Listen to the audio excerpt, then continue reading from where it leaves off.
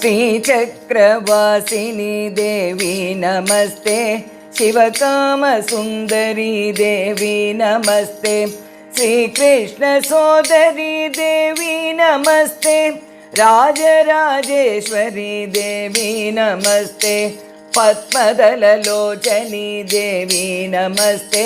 भक्तपरिपालिनी देवी नमस्ते पर्वतवर्धिनी देवी नमस्ते राजराजेश्वरी देवी नमस्ते करुणाविलासिनी देवी नमस्ते कात्यायनी गौरी देवी नमस्ते कदम्बवनवासिनी देवी नमस्ते राजराजेश्वरी देवी नमस्ते शक्ति परमेश्वरी देवी नमस्ते शम्भुमनमोहिनी देवी नमस्ते।